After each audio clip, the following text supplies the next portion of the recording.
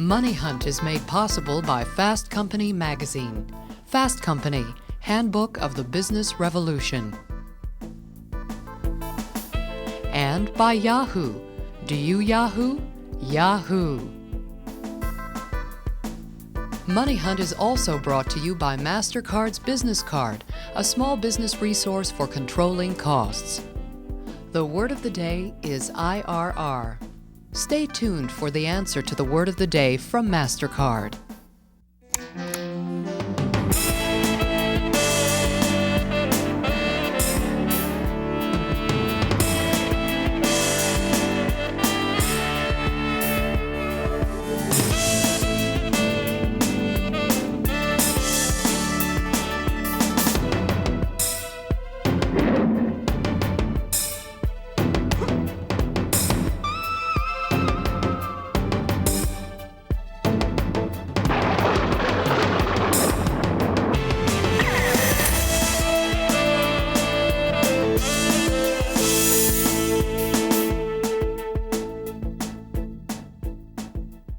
Welcome to Money Hunt. I'm Miles Spencer.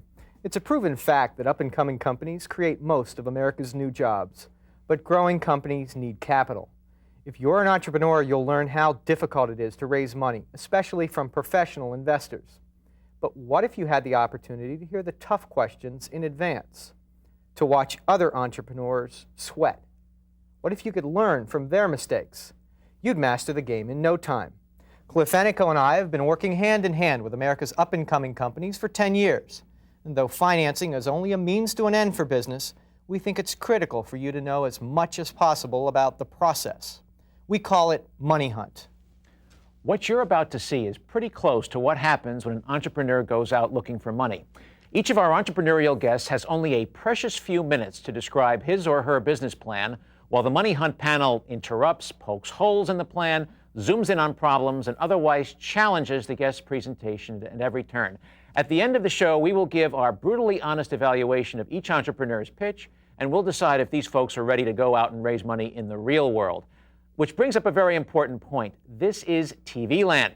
No money is actually being raised on this program. Nobody's offering company securities on the air. That can only be done with a legal prospectus, registered with the SEC and other government agencies.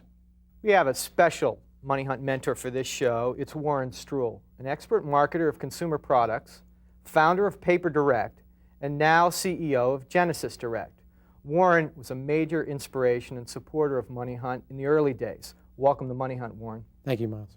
Okay, I think we're ready to meet our first Money Hunter. His name is Stuart Drennan, chairman of the board for Celltech Data. Pleased to meet you, Miles. Come on in. Celltech Data makes products that help mobile businesses take credit cards from their customers. Stuart, welcome to the Money Hunt. Nice to meet you. Stuart, I have to say, it took me a little while to get through your business plan the last couple of days. In 30 seconds or less, please tell us, what is your technology? The technology is quite simple. You have devices that look like cellular phones, attached to which is a card reader through which a credit card or debit card is swiped. That signal is then dispatched over the airwaves to a message switch, which is like a telephone exchange, which is a supercomputer, which collects the messages and passes them out the back end to the credit card agencies for authorization and verification. Let's talk about the applications for your technology, and this might be a good time to bring a clip that you, to watch a clip that you brought. Why don't we watch that on the monitor and explain what you're seeing? So this is the product now that the person who does my snow removal would use, right? To access the... Well, effectively what you've got here is a device. The little slots that you see is where someone swipes the card through. The printer is the transaction that's being printed, and that's the clever computer. That's what receives the messages, and that's what dispatches the messages off to the credit card transaction networks. I see. And the key is that this hooks into a cellular telephone, basically, right? Yes. So this is used by people such as snow removal people. Well, there's two broad segments for the marketplace. Okay. There's effectively the mobile sector and there's the emerging fixed site sector. The mobile sector are people like tow truck operators, glaziers, home furnishers, landscape gardeners, a whole raft of people. Interestingly, there are some fixed site retail businesses that are now going mobile. Home furnishing is a case in point. So you can buy direct broadcasting, satellite dishes, for example. You can buy television sets, you can buy computer sets, all of those things you can now buy from a mobile merchant. Now, an important part of the plan was the fact that most of these people today are using handheld transactions. They're using an imprinter. Exactly, and apparently the banks charge them more money because there's more of a risk of fraud for that transaction than there would be for an instant verification through cellular. That is certainly part of the explanation, but there are also problems associated with it. The merchant's got to keep copies of the invoices. If he loses them, he has a problem. It adds to his accounting problems, and also there's an important cash flow issue in this. Electronic point of sale, in other words, if the transaction is dispatched and completed electronically, he gets the cash flow benefits of that much quicker than if he has to save his vouchers and send them in through his bank. Okay. Real benefits. Now, you've been doing these products actually for a couple of years. You're doing something a little bit different now. You're expanding beyond the product lines. Why don't you tell us a little bit about what you're planning to do Where right the business started out. It started out making devices to enable people to make telephone calls using credit cards. It was like a credit card-based mobile payphone. And over the course of the last 12 months, we've really looked at this credit card transaction market and said, this is a huge developing area. So we've effectively gone up the food chain. We've said, here are the terminals, but the real value in this is in handling the transaction package and actually offering a transaction management package to the retailers. That means you actually process the transactions for them, you provide a support facility on a 24-hour basis. If anything goes wrong with that transactions, we have the capacity to intervene and clear the line, or as the British would say, the queue of customers that are being held up because the transaction isn't working. And the we can get rid of that. And the retailer is the one that pays for this, really. You're providing the service for them. Ultimately, the retailer pays for it, yes. Since these are ultimately smaller retailers, this takes a lot of the overhead expense and all of that off their shoulders. We believe that it is much more economical than the traditional card imprinter method that they have been using. And you've developed a proprietary switch for this? We have a switch that uses some clever software. And the sort of intelligence in the software is really that we try and ensure that there's a very low level of message failures. Why? Because if the message fails, the retailer's got a line of people building up. Right. Tell us about the marketplace for your switch and your technology today and its growth rate. Let's just take, the market is, let me start with the US, which is really where this is based. There are two things that are happening. The mobile market is taking off pretty vigorously. There are other people who sell wireless credit card terminals.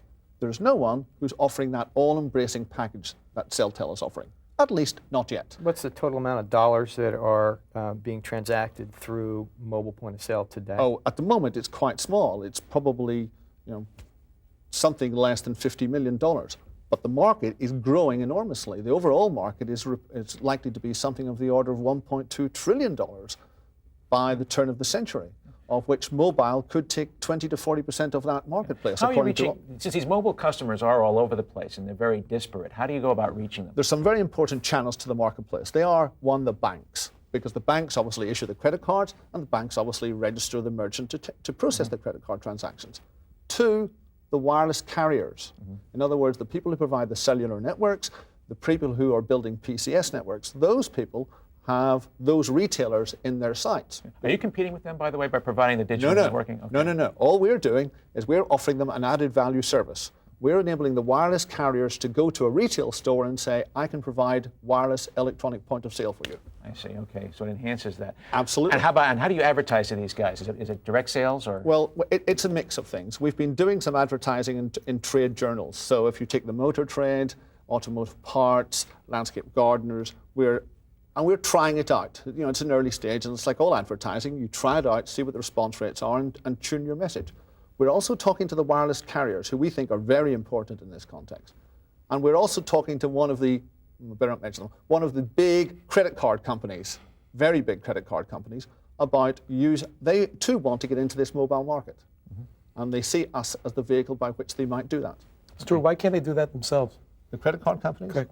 Well, ultimately they could. They could build terminals, they could sell terminals, they could run the switch. But most companies try and stick to their core competencies. Let's move on to the management and money section. Pretty impressive management team. But who's actually, I understand you're an investor in the business and a major shareholder. Who's running the business on a day-to-day basis? We have a company president. We have a relatively young team. There's about 9 people in it currently. That will grow probably to 15 by the end of 95. Great. What's your sales level today? Our sales in the current year will be just under 400,000. And you're looking for $5 million, correct? No. We're looking for. We think we have a working capital requirement for $2 million this year. Okay. And what are we going to do with that? Right. Principally, we're looking at these marketing programs, and we want to put some money into the marketing programs, and we also want to tune the product very slightly, but it's principally about working capital requirements. If you only had half of that, what would be the thing that needs doing first? The product's fairly reliable. Product is reliable. It's the marketing programs. So we would actually get the direct marketing programs in place and try and put the cooperative marketing programs with the carriers, i.e. the wireless companies, get those in place. Stuart, how much money has been used so far to get to this point? Oh, just something under $3 million. Great. Our next entrepreneur takes solar power high tech. Stay with us. Looking for a template to write a really good business plan? Only Money Hunter is proven to raise millions for entrepreneurs when they need it most. Download it now exclusively at www.moneyhunter.com. Welcome back to Money Hunt. Before we continue, please keep in mind that nothing we say on this show should be construed as legal, tax, or accounting advice, and we are not recommending an investment in any of the companies you see here. The laws on raising capital vary from state to state, and you will need to contact a lawyer, accountant, or tax expert licensed to practice in your state for the advice that you need to build your business. Miles, I think we're ready for our second Money Hunter. His name is Jerry Spencer, Marketing Director at Keep It Simple Systems. Welcome to Money Hunt, Jerry. Come on in. Keep It Simple Systems makes solar batteries and other power sources for laptop computers. Jerry, welcome to the Money Hunt. My pleasure. Tell us your story. How'd you get started in this business, and how's it come about? Actually, it started necessity is the mother of invention. My wife is a fire tower lookout in southwest Montana in the summer, and she's also a writer. We had a small little laptop that ran off of AA batteries for the first year, and the second year we got our real portable computer that doesn't run off of AA's, and we had to figure out some way to run it while she was up on the tower. No kidding. So you actually invented this really to help your wife out? Partly, yes, and we found some really neat solar panel technology that we adapted for the purpose. Okay. So you didn't actually invent the solar panel technology. You've licensed that from someone else and adapted it. Yeah, solar panels are pretty standard. What's not standard is the way to plug it in and run a portable computer. You brought some film for us, and maybe that would be a good way to demonstrate the product. And you can talk over that. Right. Hey. The product that we're showing here is our Neptune model that runs PowerBook 100 series from Apple's. We've since expanded into a couple of different products. We're covering over 250 different laptop computers. What you should see here is there's a 10-foot cord on all of our units. You put it in the sun, it can work behind a clear window like this. Put it in the sun, plug it directly into your portable computer, and it makes it run a lot longer off of batteries, and it will also recharge the computer as you're, if it's asleep or shut down. Okay. Right. So it's a recharger, then not a primary power source. A recharger and a battery assist. It can actually run a number of portable computers direct from the panels, but we don't encourage that without a battery in, because what if someone walked in front of the panel or a cloud came by? So a real important question. I'm always on the airplane, and my laptop always runs out of juice. Can it work on an airplane? Can it work putting it right next to the window? One of the best applications that we have, yes. And you just fold it up if it's the Mercury 2 and put it up there, or you use the power cover, and it comes with a couple of suction cups. So it can Jerry, silly question. It's been raining like heck down here in Philly all week. Will it work under those kind of conditions? It will. It will at least double your battery life on the Mercury 2 unit that we sell the most of. There's a lot of energy still coming through those clouds. Okay, so from, say, 2.5 to 5 hours? Yeah. One of the questions we get asked the most, though, is under indoor light, will it work? And it will not. It needs sunlight. Oh, it needs actual, so this is an outdoor device primarily. So artificial ultraviolet light, like in a train or something like that, won't even the sunlight coming through a terribly overcast day is a lot more energy in it than the indoor light. Now you're moving into a new product line, right? You're actually doing something with one of the major computer companies that actually goes a step beyond the recharge device. Tell us a little bit about that. This is the power cover unit that we just introduced for use with Apple's PowerBook 1400. It utilizes the book cover concept that Apple introduced with this computer. And what it is it's detachably mounted to the top of the computer. You pull it off, you set it out in the sun. You've got a 6-foot cord so you can sit in the shade while it's in the sun, and plug it right into the power port of the computer, and it will greatly assist your battery life. Okay, so this is again a supplement to an AC battery. This is not itself an independent power source. To the DC battery, yes. And is Apple putting this in all their PowerBooks? Not yet. Okay, but that's down the line? Hopefully. Have you worked closely with Apple in developing the connection? Their engineers were very helpful during the thing. We designed the panel together and things like that. Do they advertise your product as the product that works best? Yeah, we're co-marketing it through their web pages and trade markets, trade shows and things like that. You made a lot of reference to Apple products, but does most of your product line function for Apple, or does it also work on the other notebook and laptop Both. computers? Of course, the market is not just Apple. There's a huge number of people that are a lot bigger than Apple, and so we have our Mercury 2 unit functions with over 250 different portable computers. Okay. Let's talk a little bit about, let's go into the market and competition section. Sure. Let's talk about the battery recharge device for all the computers, first of all. How are you going about getting your message out to folks? Well, first of all, how big is the market for these things? Let's talk about that. 16.6 million portable computers in 1996, 24 million in 1997. And that's just portable computers. Now let's talk about all the other portable devices that we use in our life, cellular phones, PDAs, digital cameras, things like that. We have a huge market that's potential. How many of those people actually want to use the thing is the I was just going to say. That's exactly the point. Yeah. I understand that your product was used on a recent expedition to Everest. Sure. It's used in the jungles. You mentioned your wife as the lookout. Mm-hmm. That's a perfect marketplace, but that's really a niche. You got a lot of urban folks that I would assume have electrical outlets, which they can use quite handily.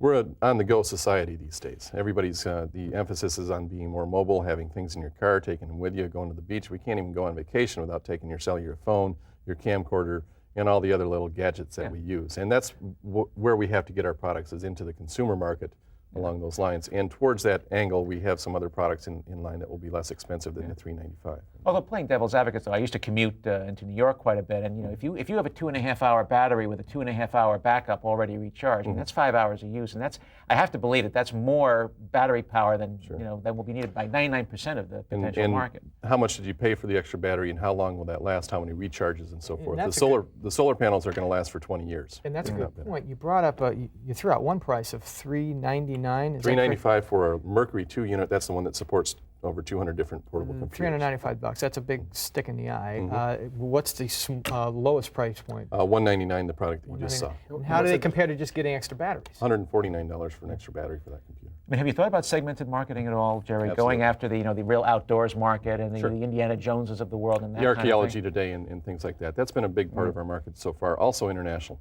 We've got some sales reps over in Europe, and they're doing a tremendous job. Europe, Africa, the Middle East, and in the Far East. Jerry, where can I buy your product right now? Mostly direct here in the U.S. Mostly we do direct sales.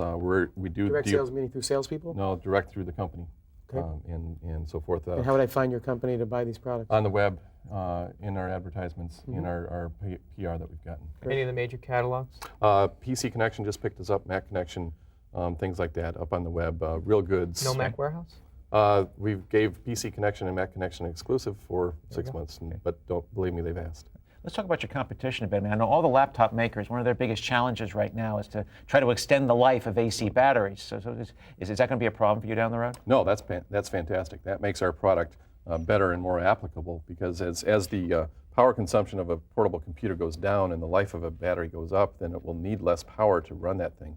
And so we can make a smaller panel that won't sell for $395, that'll sell for $249 or somewhere in that vicinity. That'll run the whole thing. What we're getting to is a point where portable computers become just like solar calculators, where we can run the thing off of a solar panel. Let's get on to the management and money section. Jerry, what's your sales level on an annualized basis today? About 300,000. About 300,000.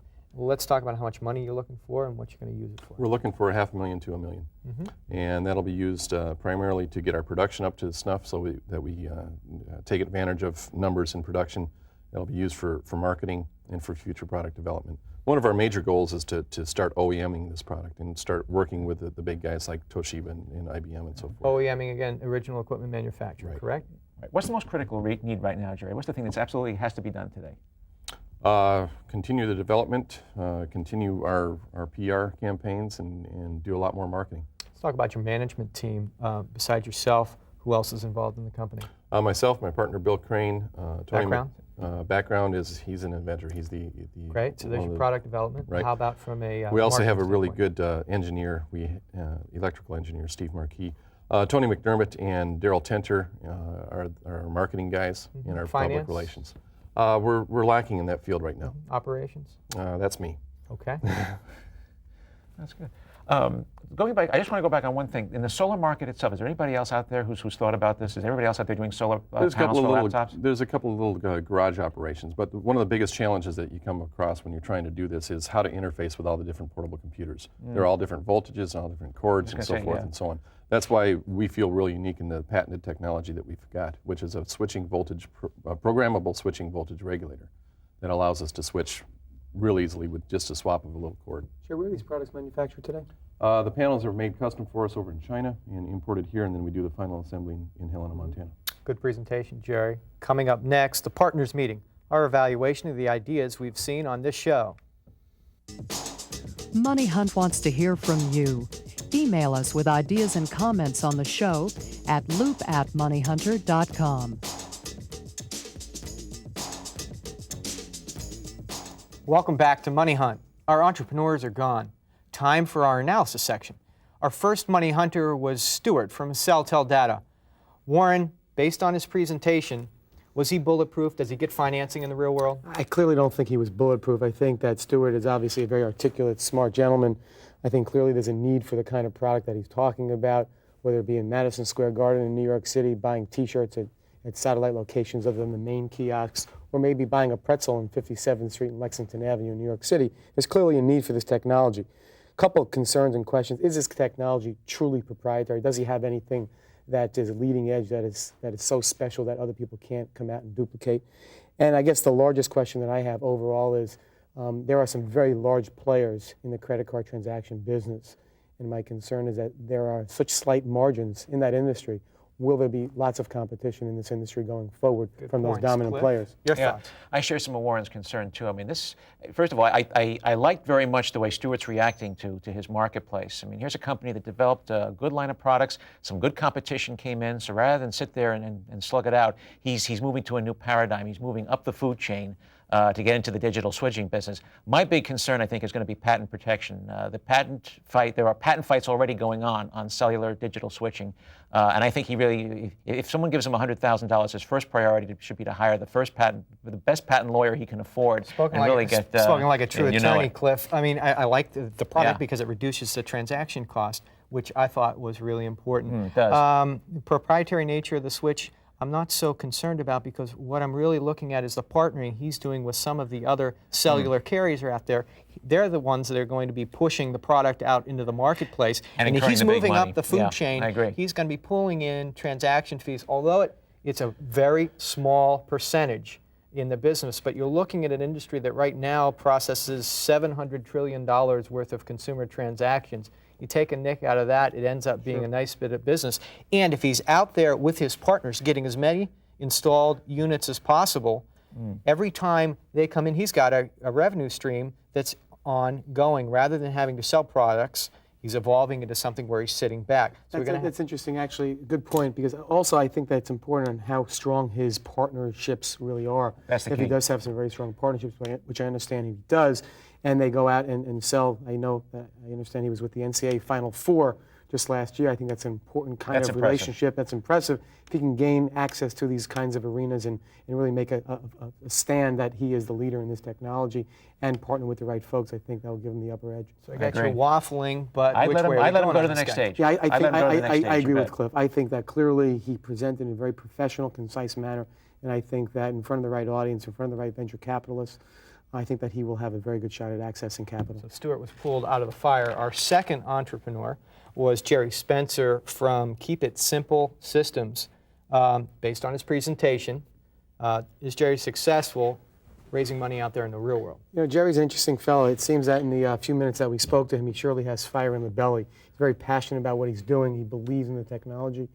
I've seen a lot of these smaller companies in the technology industry succeed and a lot of them fail. If he does have the right marketing opportunities, if he is aggressive in going after certain channels like the catalog channel, which is a very large market today and an expanding channel of distribution, I think that would definitely be on his side. One thing that really upset me when he talked about he has no one in finance at all at his organization that really follows the financial But with a good records venture and so capitalist backing him up, he'll have no trouble finding good CFOs. I like the product. Yeah. What we touched on a little bit was the fact that it's really right now a product for remote people in jungles on archaeological It's a great niche product. And now he's got to evolve it back into something. I don't necessarily agree with that, Miles. In fact, I'm going away next week, and I'm going to be on the beach for a week. First week out of the year, I'll be away, and I'd like to have one of these with my laptop on the beach because I know that my normal battery won't last for that long. I agree. At $395, though, I think he's got a little price resistance for a mass market product. I think he should target his niches, knock them dead, the archaeologists and the biologists, and use that to go to the next level, which is the airplane user, the beach weekend user. that kind of So thing. wrapping it up, you guys, he's not looking for a lot of money. He could really do well in the niche if he raised it. Do you think he'll be successful in the I real think world? that if he puts a little bit more care into his financial presentation at these meetings, I think that for the amount of money he's looking for, Cliff, the your risk thoughts? reward I will agree. be I think he's okay. got a way to go, but I think he's going to get there. Anything that'll help me get more mileage out of my laptop. I'd give him a thumbs up as bet. well. Let's get a reaction from our entrepreneurs. I think Miles is right on target. The key to this is indeed the strategic alliances. We are working on those, and we're very, very confident we'll pull it off. And I think we're doing well too. I think we've got a more market to capture, and we will definitely target our outside users and then go on to the consumer level. So you think this is easy, getting in front of investor types and talking about your business before a national TV audience? It's not. And growing a business has never been easy, but the potential payoff may make it well worth your while. If you've got a good idea, you can learn some of the secrets and keep that fire in the belly. You've got what it takes to make it on Money Hunt. Learn how to succeed at MoneyHunt. For a transcript or video cassette of this MoneyHunt show, call 1-800-925-0745.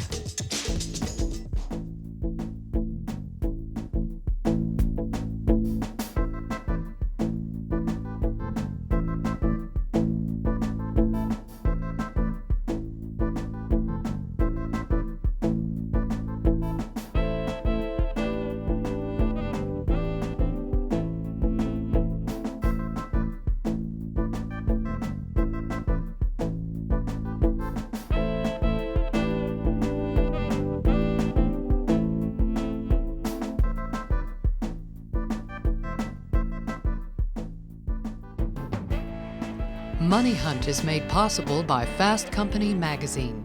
Fast Company, Handbook of the Business Revolution. And by Yahoo. Do you Yahoo? Yahoo. MoneyHunt is also brought to you by MasterCard's Business Card. IRR, Internal Rate of Return on Capital Invested in Project.